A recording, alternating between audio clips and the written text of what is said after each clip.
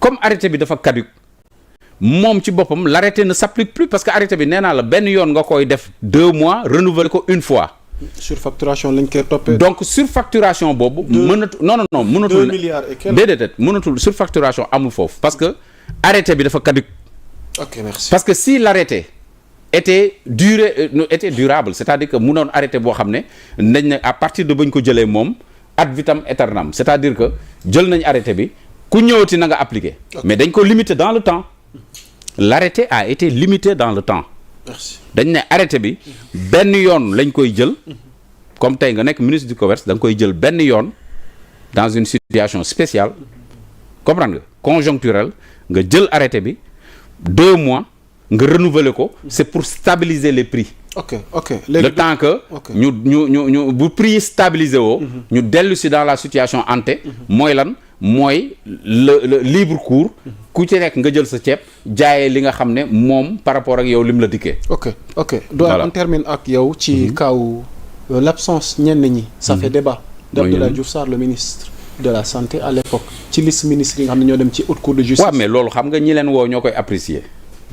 ça c'est doo mën a xam nga mooy li Moustapha Diop wax lu tax woowuñu kee wax xam nga c'est assez subjectif.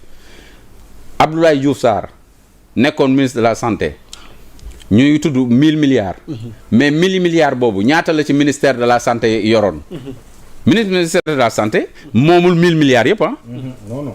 déedéet les 1000 milliards c'était pas destiné au ministère de la santé c'est vrai qu'on était dans une situation catastrophique sanitaire. mais 1000 milliards yi ngay dégg. 1000 milliards yi du 1000 milliards yoo xam ne ministère de la santé lañ ko affaire c'était pour la lutte globale. contre santé amoon ci budget. santé amoon ci. léegi nag à partir woon budget ak ñeneen. effectivement. ok te Mansour moomu sax delloo na 5 milliards ci budget dese na ba delloo. loolu sax dama ko fàtte woon dese na ba delloo xaalis ci budget bi ñu ko joxoon. tout à l'heure je te donnerai les chiffres exacts. mais laissons le fil. nu mu tëti ki nga xam ne moom mooy Abdoulaye Diouf Sarr lu tax woowuñu ko. man je suis très mal placé pour le dire c'est-à-dire que mënuma xam lu tax woowuñu ko li ñuy jàpp rek mooy xëy na dañoo gisul dara ci moom. xam nga loolu la ñuy mën a jàpp mooy li ma la waxoon sànq rek cette histoire de présomption de culpabilité ak présomption d'innocence donc li ñuy jàpp mooy moom comme woowuñu ko wala woowaguñ ko woowuñu ko ak woowaguñ ko ba tey du benn ça veut dire que woowuñu ko ça ne veut pas dire que xëy na duñ ko woo mais li ma jàpp mooy ak dans la conscience populaire mooy ku ñu woowul rek mooy defoo dara. jërëjëf mais ça ne veut pas dire en termes juridiques bu ñu la woowul ça veut pas dire que defoo dara parce que peut-être que xëy na dañ laa woowagul en matière juridique loolu woowul ñu la ça ne veut pas dire que defoo. ok da nga baax li ma wax mais li ñuy jàpp ñun à notre niveau mooy comme moom woowuñu ko te il était au premier plan dans cette lutte contre la Covid dañuy jàpp rek ne xëy na dañoo amul ay éléments contre lui. bés bu ñu ko woowee tamit. moom certainement il a des éléments de défense yoo xam ne mën na génne ay preuves am teg ko ci table ji ngoone ne moom effectivement lañ ko joxoon responsabilité am fa mu commencé ak fa mu yem lam ca waroon def na ko donc man loolu laay jàpp ba gis le contraire. macha allah Binta Cissé ñu ngi lay nuyu Diana Diouf ñu ngi lay nuyu yow yi tamit merci ci commentaires yi ak suggestions yi Daouda Cissé ñu ngi koy nuyu alors waxtaan wi dee dox di wéy dama bëgg ñëw ak yow ci impact économique bi maanaam jafe-jafe yi nga xamante ni détournement malversation financière lim ñu mën a jural ma terminer ak cuun ci maanaam ñetti figures yi nga xamante ni muy kaaw Mansour Faye bi ak kaaw ki nga xamante ni mooy Ismaïla Madior Fall ak ñi bëgg a def débat comme quoi que ni du ñii rek ñoo war a dem ci kanam haute cour de justice am na yeneen ministères yi nga xamante ni normalement war na teew à l'image du ministère de la santé bi nga xamante ni Abdoulaye Diouf Sarr moo ko yore woon. waaw je tenais à préciser que déjà si dafa am benn expression surfacturation bi gars yi di utiliser la surfacturation c'est pas un délit c'est pas une infraction surfacturer c'est pas une infraction surfacturer c'est au moins bi lay permettre pour nga aboutir à une infraction. yoon bi ngay jaar. c'est ça en fait c'est-à-dire que tu peux surfacturer pour détourner. C'est ça donc surfacturation en tant que telle c'est un procédé c'est une technique bi nga xamante ne elle permet à la personne de soustraire des biens de l'État wala de détourner des fonds publics loolu mooy. léegi à partir de quel moment le mise en cause peut être considéré comme coupable. Lorsque le tribunal le déclare coupable. Déjà qu'il a surfacturé on reconnaît qu'il a surfacturé. léegi ñuy xaar ba conséquence surfacturation ñu koy soog quand même. non c'est que li may wax ak yow. non xam naa li nga wax mais bon. c'est comme aujourd'hui l'arme l'usage de l'arme. waaw c'est pas l'usage c'est le. maanaam l'arme boo ko dóoree. c'est la finalité. non balaa nga koo dóor da nga war a am détention de port d'arme. non mais da nga war a am port d'arme. l'acte le fait l'intention mooy li ngay wax ni yow dama ne. waaw la surfacturation c'est une technique. un procédé. mais yow boo amul port d'arme waaw mais Pape Demba excuse-moi boo amul port d'arme nga téye arme waaw xaaral non defal naa non man kon comprendre ma dama ne. port d'arme boo ko amul nga yore arme. duñu xaar ba nga rey nit. non c'est pas ça. à partir de la détention de cette arme là te amoo port d'arme dañ lay tëj. moi je parle de. waaw léegi nag ki surfacturé déjà il a violé. c'est une infraction à partir de la surfacturation man loolu laa gëm. mais du ma xaar ba ñu condamné ko. à l'instant dès l'instant maanaam. d'accord moo waaw yow la ñuy déglu li nga bëgg a wax mais ni Amadou n'a pas compris. c'est li ma bëgg a wax mooy doo dem ci code pénal ou code de procédure pénale code pénal façon. doo dem ñu ne la surfacturation comme délit. on parle de manœuvre frauduleuse. on y comprend évidemment moo tax ma ne c'est une technique. évidemment technique la c'est une manœuvre frauduleuse boo xamante ni en matière de d'escroquerie c'est les mêmes procédés.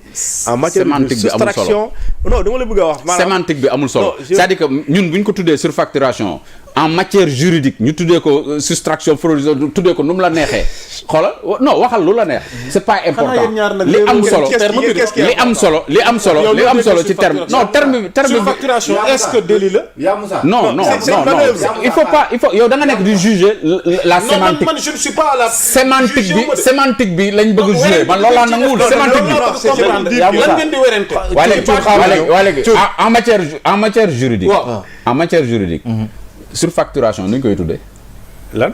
surfacturation nu mu tudd. c'est une manœuvre frauduleuse. léegi may ma rek ma ñëw. léegi.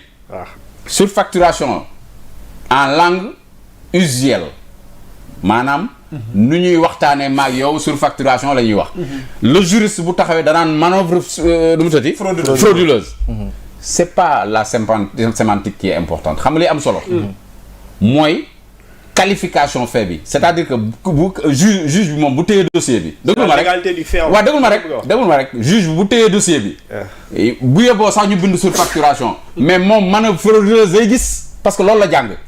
loolu la texte yi wax moom da lay condamner en pensant peut-être surfacturation mais manœuvre ci boobu la lay condamner c'est ça qui est manœuvre frauduleuse. ab jubadi la koy jàppee. jubadi la koy jàppee loolu la lay condamner. donc le résultat reste le même l'infraction commence à partir de la surfacturation. L'infraction commence à partir de la. nekku ci comme délit. déggoo li ma wax la wax dama ne la. l'un dans l'autre. oui kii da koy tuddee surfacturation parce que c'est le langage vernaculaire c'est le langage usuel. de la rue.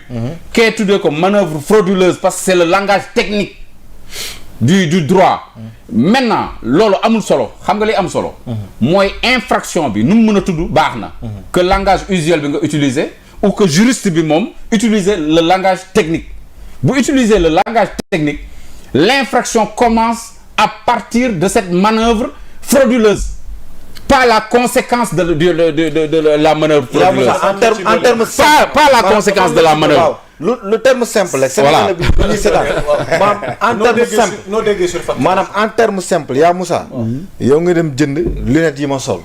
lunettes yi di jar 1000 francs. yow nga dem jëndee ko 1000 francs. mais yow ba nga koy jël 1000 francs yow facture bi ñu indil 2000 moo si nekk. loolu jubadi la wala jub la. à l'instant ba nga ko defee jubadi la. damay laajte rek. léegi nag nañ koy tuddee. loolu jubadi la wala jub léegi nag bul ne ma juriste bi. manœuvre frauduleuse la koy tuddee. mais loolu jubadi la. mais pourquoi nga ne à l'instant ba nga ko defee la nekk infraction. non mais sëñ bi loolu man même infraction moom infraction la. defal ndànk. ba nga ko defee la nekk infraction. mais attends yow par exemple léegi on passe. waaw defal ndànk. waaw ki rey nit. waaw ki rey nit dañuy xaar ba jaan ji dem ñu soog a naan non maintenant c'est un crime c'est quoi cette histoire là. non waxuñu yow li may wax yow peut-être sama dégloo di nga comprendre. vas-y dama la bëgg a wax maanaam. waaw en tant que surfacturation en tant que telle. doo dem ñu ne la article tel nangam.